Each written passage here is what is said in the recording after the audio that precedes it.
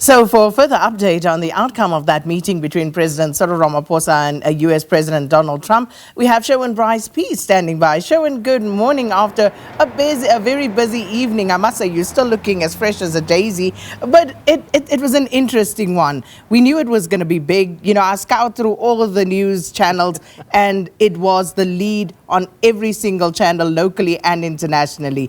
But talk to us about, you know, the sentiment from the South African delegation about how it went yesterday.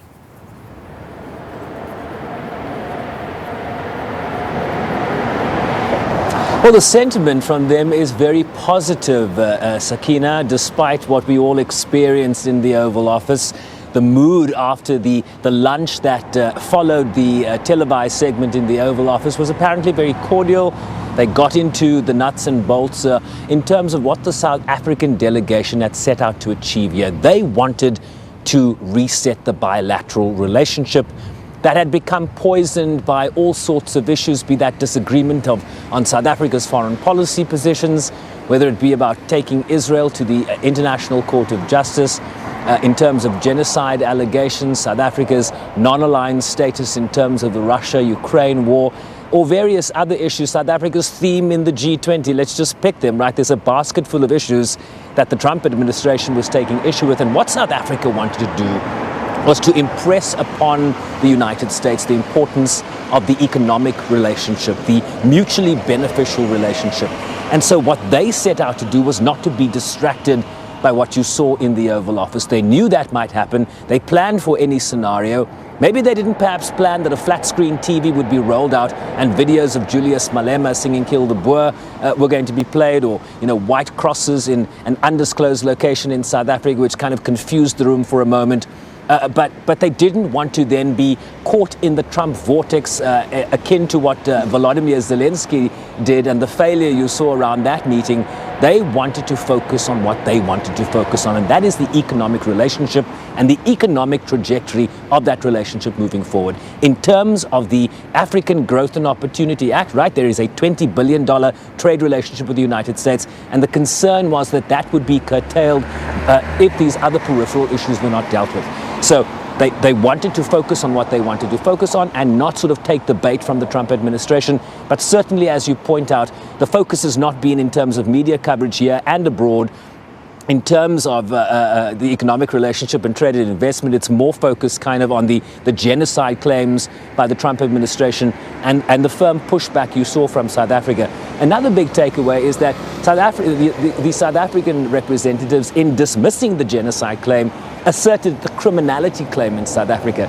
So there is no genocide in South Africa, but I think a lot of journalists in the room and people watching walked away with this notion that there is an endemic crime problem in South Africa, and that South Africa wants to partner with the United States, be that through technology. You heard Johan Rupert talk there about needing drones, needing Starlink in rural police stations, the recapacitation of police stations, particularly in rural areas.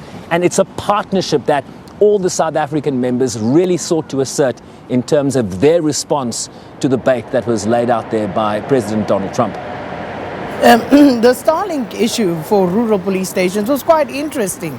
You know how Johan Rupert brought that into the conversation. So in the opportunity that you had later on in asking those questions to the president, was there any further clarity provided as to why Starlink and what is it that they can offer that no one else can?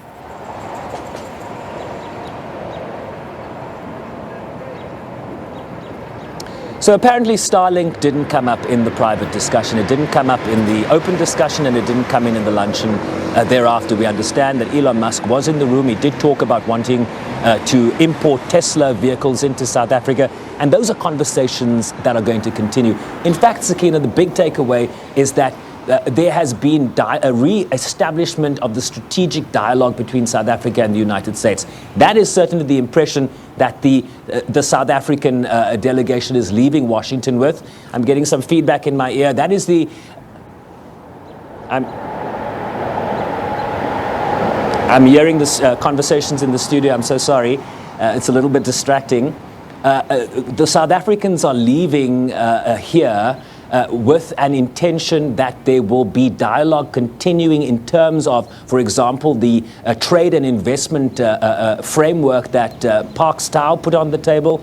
They're talking about possibly gas imports from the United States, mineral exports, mineral exploration in terms of rare earth minerals in South Africa, and an affirmation from President Ramaphosa, Sakina, that Donald Trump is going to attend the G20 summit in November later this year, and that the United States is going to re-engage in the G20. So they feel that despite what might have played out in front of the cameras, the castigation of South Africa and the misrepresentation of some of the facts on the ground in South Africa, that in terms of the big picture, there are some tangibles that were discussed in that private meeting, and they will take that forward. But in terms of Starlink, no specifics on that. We understand that there is a process that is underway that is going to be led by the communications minister in South Africa, but that process is slow moving, and I'm sure you'll be able to find more information being in South Africa on the ground as to how that will play out. And just a final one, Sherwin, regarding the ICJ and Israel. It almost, one got the sense almost that Donald Trump didn't necessarily want to be drawn on that particular issue, almost as if he wanted to not get into the details of what is happening. Is there a sense that there's perhaps a change of heart? Is the tide turning somewhat in terms of the United States and their relationship with Israel at this point?